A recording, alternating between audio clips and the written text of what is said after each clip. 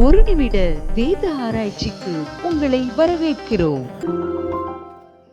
சில நேரங்களிலே ஆவிக்குரிய வாழ்க்கையும் பொருளாதார ஆசீர்வாதத்தையும் சேர்த்து பார்க்கிற ஒரு பழக்கம் நமக்கு இருக்கிறது. நான் நல்லா ஜெபிக்கிறேன், நல்லா பைபிள் வாசிக்கிறேன், ஊழியம் செய்றேன், ஆண்டவர் ஆசீர்வதிக்கிறார். ஐயோ, ஆசீர்வாதம் இல்லையே, அப்ப ஆவிக்குரிய வாழ்க்கையில நான் சரியில்லையோ என்று சொல்லி ஒரு கணக்கு போல ரெண்டையும் நம்ம சேர்த்து பார்க்கிறோம். இது சில நேரங்களில் சரியா இருக்கலாம், எல்லா நேரமும் அது சரியா இருக்காது.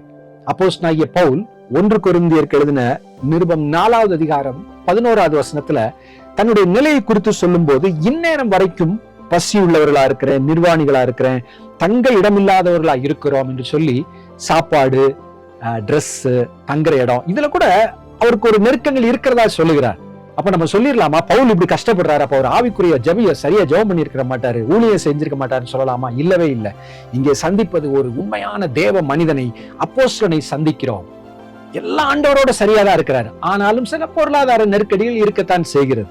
நான் சொல்ல வருவது, ஆவிக்குரிய நிலையையும் பொருளாதார நிலையையும் அங்கே சேர்த்து யோசித்தால் குழப்பங்கள் வந்துவிடும். எல்லாவற்றிற்கும் கர்த்தரை நம்ப கற்றுக்கொள்ளுவோம்.